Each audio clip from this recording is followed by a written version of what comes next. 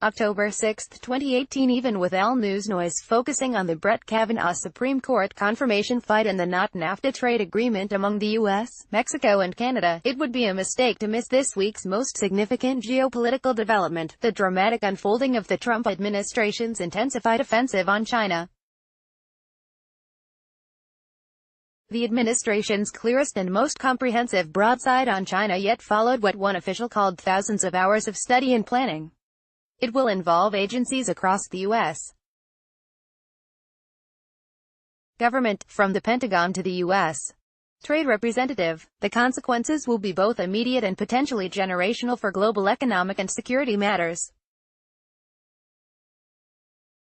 Senior officials in Beijing have increasingly worried that President Donald Trump, with his new tariffs on more than $200 billion of Chinese imports, wasn't just acting as a dealmaker seeking greater leverage for market openings.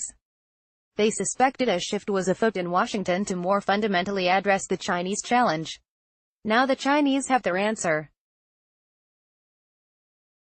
What lies behind a series of administration statements and actions was a deepening conviction that Trump's predecessors have done too little to respond to years of unfair Chinese trade practices, cyber transgressions, rapid military growth, growing technological prowess and the underlying strategic consequences of the so-called Belt and Road Economic Initiative, whose aggregate investment and loan figures are a multiple of the Marshall Plan.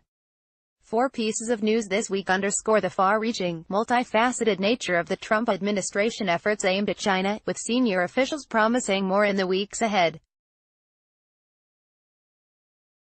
They include a landmark speech by Vice President Mike Pence at the Hudson Institute, calling out China as America's foremost threat, ahead of Russia, due to both the scope and seriousness of its activities abroad and within the United States. An underreported aspect of the new U.S.-Mexico-Canada trade agreement that requires all 3 parties to inform the others if they begin trade talks with non-market economies, read China.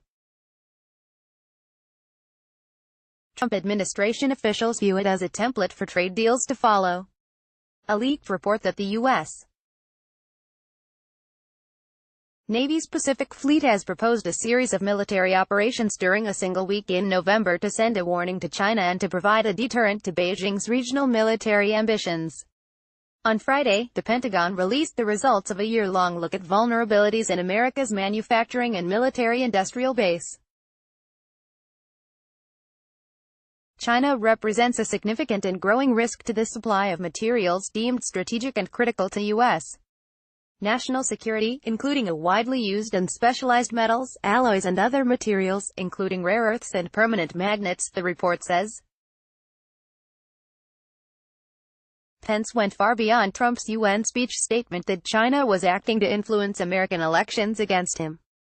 Pence said for the first time, echoing a view held by Trump since before his presidential campaign, that what the Russians are doing pales in comparison to what China is doing across this country. Pence acknowledged that Trump has built a strong personal relationship with Chinese President Xi Jinping and that they work together on issues of common interest, particularly the denuclearization of the Korean Peninsula.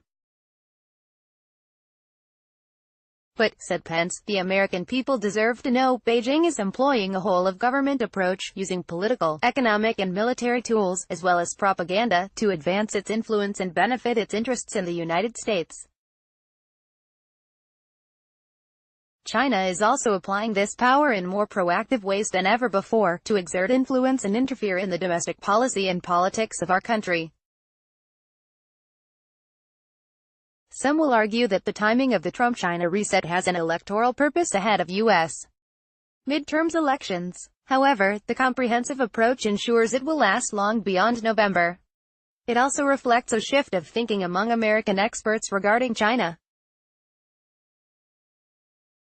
Most have abandoned the hope that Chinese economic growth would bring with it democratic change, a greater embrace of individual rights and thus greater common cause with the U.S. The Trump administration's new efforts carry with them considerable risks, which ultimately may be greater than during the Cold War years. For all of Moscow's nuclear capability, its sclerotic economic system never made it much of an economic competitor. The Soviet Union also never was as integrated in the global economy. By some measures, such as purchasing price parity, China already became the world's largest economy in 2014.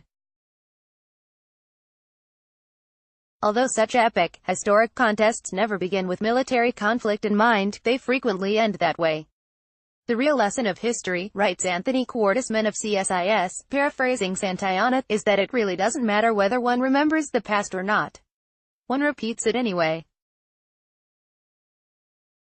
Graham Allison of Harvard popularized the concept of Thucydides' trap, namely that when one great power displaces another, war is most often the result.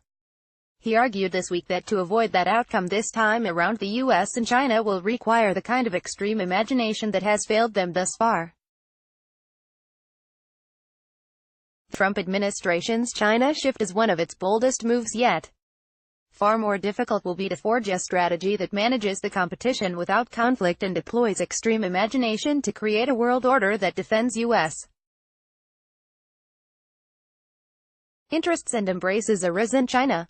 This article originally appeared on CNBC.com. Frederick Kemp is President and Chief Executive Officer of the Atlantic Council. You can follow him on Twitter at Fred Kemp. Subscribe to his weekly Inflection Points newsletter.